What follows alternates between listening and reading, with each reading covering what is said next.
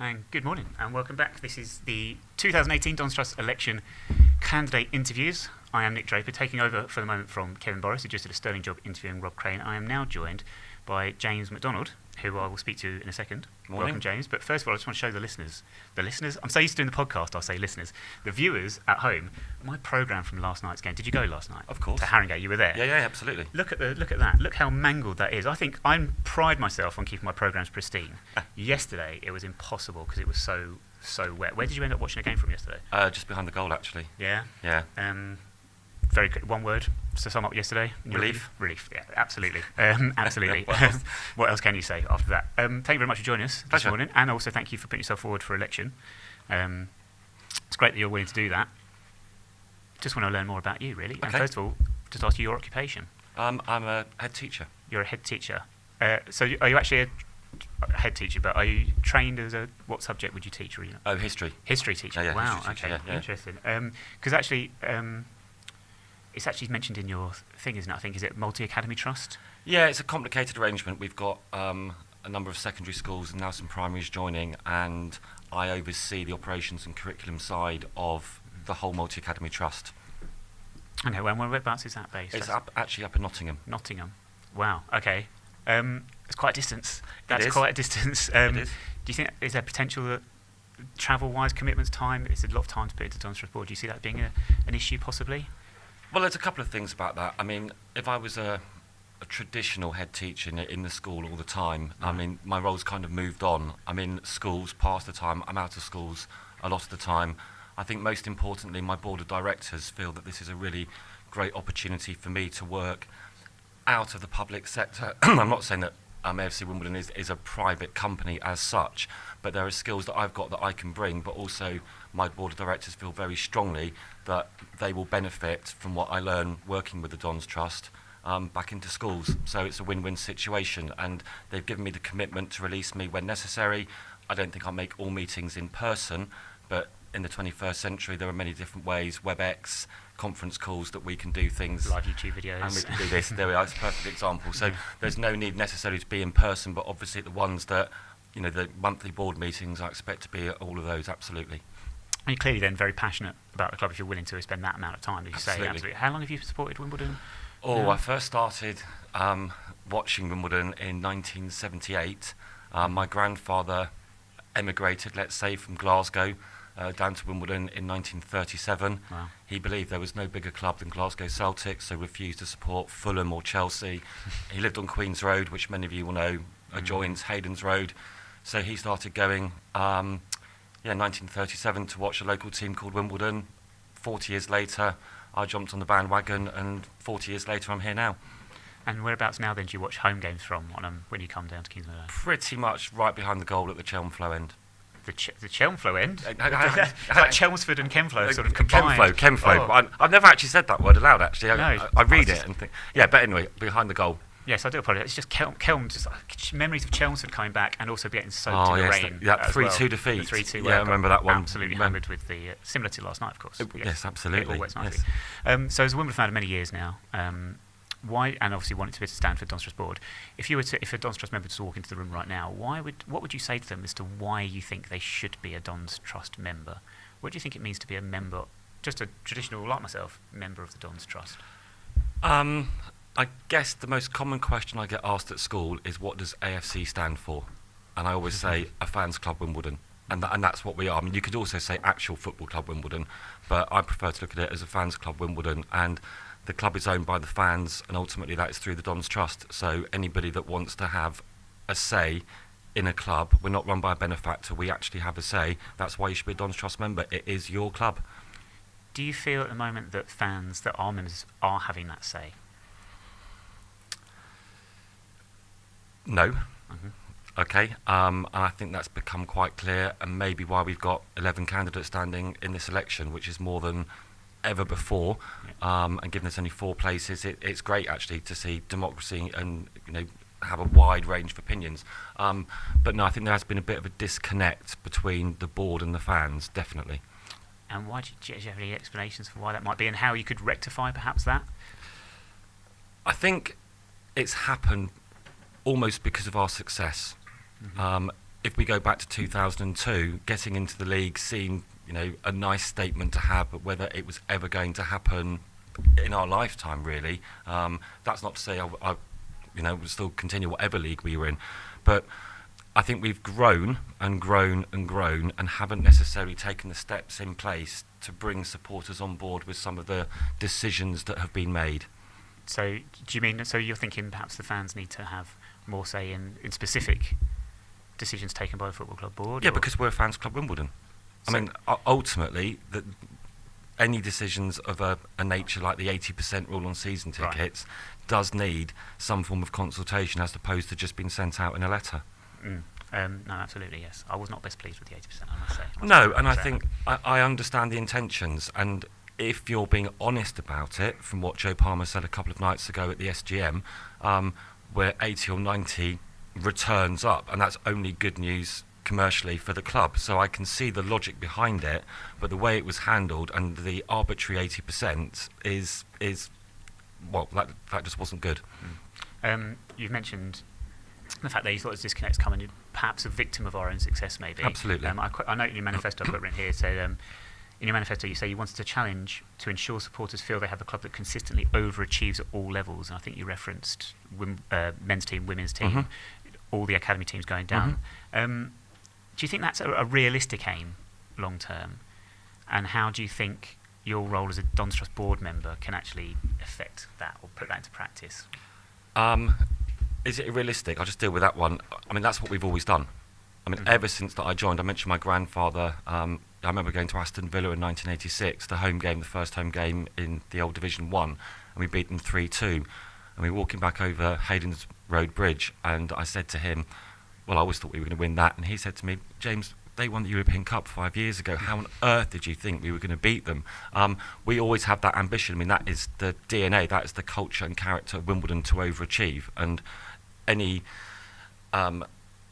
situation where we were happy with just parity, that wouldn't be good, because that's the moment actually that you begin to drop. I think you can see that in any business model, any school. If you're happy with what you've got and you're not trying to do better, that's when you drop off. So I think it's entirely realistic. How can I help? Well, that's why I'm standing, really. When I took over as a head teacher, my school was in requires improvement. It needed a lot of work with staff, with students, with parents, with the community. When Ofsted came back 2.5, 3 years later, one of the best remarks they said, student conduct around the campus is exemplary.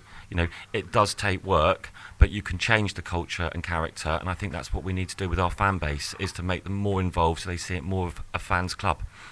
So if then you're saying it's not unrealistic to think, how far can we go then when you say overachieving? You're not putting a limit on that at all? Absolutely not. One of the questions asked to Eric on Thursday night was, how much would it cost to build, the rest of the stadium if you take the West Stand as being the permanent part first of all, and he said, probably the same as it's going to cost to build what we're building at the moment. How would we fund that? He said that would be the fruits of our success. He said, I'll quote, he said that may come when we get into the Premiership. So if the club is saying we'll have a completed stadium when we get to the Premiership, let's get to the Premiership. I mean, Bournemouth have done it. I see no reason why we can't do it. I know it's a different model, they had a benefactor, but there's no reason why we shouldn't have that aim. And there's one thing having an aim. If you feel we're perhaps falling a little bit short of that aim, how do you think as a Don's Trust board member, how do you see your influence being taken into sort of account there by the football club? Well, I think the Don's Trust needs to set, targets, and they should be ambitious targets of the football club board, of the academy, of the women's section, in simple terms, to be the best that we can be. I don't think it's entirely unrealistic to look at the Championship in the next 3 to 4 years. I don't think it's entirely unrealistic to look at the Premiership in the next 5 to 10 years. I mean, that has to be the ambition of every single supporter, to play against the best. Now, that's a very good answer, by the way. Thank you to say. We have questions from members that have been sent in previously. Of course. So I've actually got 2 of these looking at these. Excellent. First from Steve Chandler. I think we've touched on this a little bit already. Do you think the democracy within the club is functioning effectively? Now, that's a broad question, I realise. Absolutely. At the last Don's Trust election, I think I read 27% of members voted. To my mind, that I know there weren't that many places up for grabs, so to speak, in terms of number of candidates. But 27% of 3,000 people, I mean, that probably tells its own story. So no, I don't think democracy is working as well as it should do. If you think in a national election you normally get about 60 to 65% of people voting, that should be the minimum aim of the Dons Trust, to have that sort of involvement. And then from Michael Hayes as well. I do not believe the same one that was a member of the Fabulous Freebirds in 1970s WWF, but could be. Who knows? If elected, how would you seek to ensure that the Football Club Board is both challenged and supported by the Dons Trust Board? Well, I think the first thing is making sure that you've got realistic targets, not things that are completely unobtainable, but make sure that they are ambitious. Secondly, I think there should be detailed action plans about what's going to happen, and at Dons Trust board meetings they should be rag rated. Green, we're doing them; red, we haven't started; yellow, work in progress. So you're holding the targets to account on a timely basis and making sure that progress is being made across the board. So I think making sure we've got detailed plans is actually key to this, and actually on those plans they should be shared where they're not commercially sensitive with the wider fan base, because that is what a fans club is. So fans know what is going on. That was actually, you beat me to it there, because that was going to be my next question. Do you share these things with the fan base? I mean, in terms, there are you've mentioned commercially sensitive things, I guess, but do you still feel there's things that perhaps we realise that there are things that fans get upset about in terms of players' contracts and players' wages and things like that? Do you think it's fair that Dons Trust members should be made aware of these things, or would you classify those as being commercially sensitive? I think there's an easy answer there. I think Joe Piggott's new contract is probably a case in point. Brilliant news. I'm a massive fan of the pig. He signed a new contract. It just didn't say how long it was for. I don't think it should say how much we're paying him a week. That is commercially sensitive, and that's private information between him and the club. But the fact it's until summer 2021 or whatever, that really ought to have been shared, that it was a 2.5-year deal. So I think you can see there that we didn't say anything, and actually just saying how long the contract was for would have been a much better statement by the club. So yeah, I mean, there are things that we should share, and there are things that people could, find out how much it costs to hire a function room at Plough Lane. That shouldn't be commercially sensitive. How much profit we're making, well, that is commercially sensitive. But the fans ought to know, and ought to have a view of, how many functions that we've had, what sort of money is coming in, if not the actual breakdown on a case-by-case basis. Great.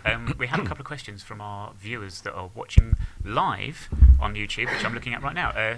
Stuart Deacons, would you like to pass these on? Two questions. We're getting quite a lot coming in at the moment. So the first one coming at the end of Rob's interview, but we didn't get enough time to ask it. It's from Lee Rumblow.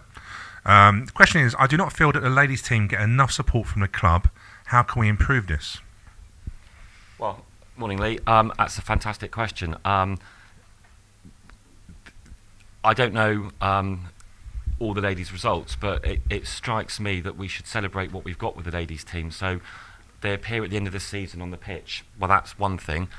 Why don't they appear all the time? Why don't we celebrate that success with the men's team? Why don't we make sure that season ticket holders could pay maybe a slight premium of £15-20 a season and get entry therefore to all women's games and try and increase the fan base? So I also think maybe more space in the programme. So there's lots of little things that we can do to encourage participation amongst supporters with our women's and also our academy teams. Okay, and the second question is from, again, we had a question from him before, Raffus Fun is his name on there. Do you think that the Dons Trust Board is beginning to be viewed as a cabal or a cliche club? And what will he do to guard against a clique? A clique. Again, you can tell one behind here. A clique club, and what he would do to guard against that view. Well, I think the most important thing is about transparency. People knowing who we are, people being able to come up and talk to us, people seeing regular reports about what we're doing. I think the most important thing, though, is going back to the answer I gave, is having those action plans and having them rag rated and having supported involvement in what the Dons Trust Board is doing on a monthly, annual basis. So I think it's being open about what's out there and what we're doing, as opposed to not sharing information. Do you view the club as a bit cliquey at times? This seems to be a prevailing attitude that's coming through the supporters at the moment. A sense that perhaps people higher up in the club or whatever are not being as not open, I suppose, but things tend to be decisions seem to be making very much in-house. and that gives the opinion that people aren't listening to certain voices. I mean, for instance, social media, for example. Lots of unhappy people on social media at the moment with things around the club. Do you think their voices are taken seriously enough? And because perhaps people view that they're not, that's where the sort of idea of a clique comes from. It's just a fascinating word for me that's to have been brought up. I think there's been some improvement recently. I was at the Prince of Wales last Wednesday. Yeah. I thought that was a fantastic opportunity to meet Don's Trust board members and have a discussion. Our candidates were there as well. But that's what we need to do, is actually be available and be open and be around for discussion. Eric's always in the car park. Joe Palmer's often around. I mean, we are actually a very open club. If you write an email to Eric, you will get a response very, very quickly. So maybe it's informing supporters about ways that they can contact the club and they can have meetings and they can be involved is the way forward, as opposed to thinking there is a clique. I mean, I think it's maybe developed into people's opinion of one, but I don't think that's necessarily unbreakable. And in fact, I don't think it's that bad. I think we just need to be more clear about ways that you can be involved with your club. Great, well, thank you very much. Kevin interviewed Rob Crane before you, Okay. and he mentioned that we have anagrams for all of your names, and I did not share this with you at the start, but I should let you now. An anagram of James Macdonald is Jam Dome Scandal, which is a little bit random. Do you like jam? No. Have you ever visited a dome? Does the O2 count? I guess Millennium Dome, O2. Yeah, Guess yeah, we'll take that one. Have you ever been involved in a scandal? No. I've had to deal with some scandals at schools, but I've not actually been involved in any. You've not been. That's good to know. Yeah, that is good to know. And I don't want to go into too much detail about what I caught certain teachers doing, but anyway. We wouldn't push. Right, and then that leads us on to if my lovely assistant, Mr. Mark Hendricks. Yes. You did wear that blonde wig today, which is questionable. Are we ready to go with our 89 seconds? So, club was formed in 1889. Okay. And to commemorate this, we have a very quick 89-second game for you. Basically, firing a load of either-or questions at you. Yep. It's your first answer that comes to mind. So, 4, 3, 2, 1. I say quick fire. I've already asked you this one, but peanut butter or jam? Oh, jam. Batman. Oh, we've got a technical issue. Yeah. I'm going to have to change my first question. Try again. What? Sorry. Ooh. This is. 3, 2, 1, go. Here we go. So, jam or peanut butter? I absolutely hate peanut butter. Jam. Fair enough.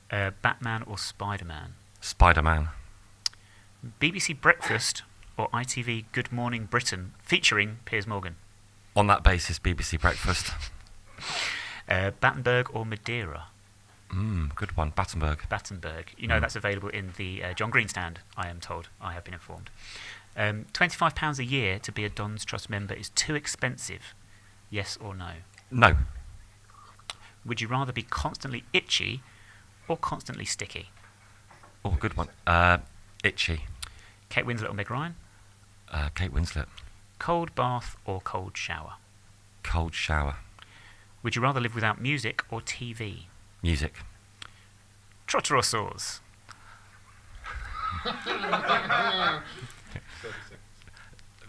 Saws. Are TV weather forecasts too long? Yes or no? Yeah, they are. They're gone forever.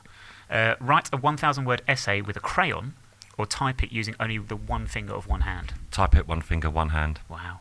15. Christmas Eve, in or out? Out. Relegation, disaster or a chance to rebuild? Bit of both, but a chance to rebuild. And finally, when you make a cup of tea, do you make it with the bag first or the milk first? Oh, a bag first. Perfect timing. And the correct answer.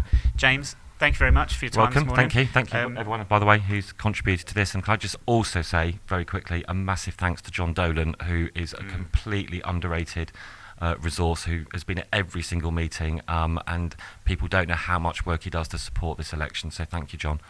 Thank you. That's very well said. Yes, I echo those sentiments. Right, we are. I believe there might be a slight change in the schedule, so we will be back at 11:50. I don't know why I'm looking. Sorry, John. It's fine. I'm looking at you so long. I've got to look at the camera. It's all right. 11:50 with Dennis Lowndes. So he'll be joining us at 11:50. That may have something to do with the rugby this afternoon, I suspect. I will bow to your greater knowledge of rugby. I must admit, I'm not a rugby I think fan. he's going to Twickenham. Oh, I see. So that's why it's early. Yeah. See. Right. Okay. And bless him for that. Right, Is that well, right, Dennis? You're going to Twickenham? No, I'm not. Oh, I thought you were going. Matt's going. Matt's going. All right, okay, apologies. Good, because rugby sucks. On that note, thank you. Join us On at that 10 to bombshell. 12. Okay.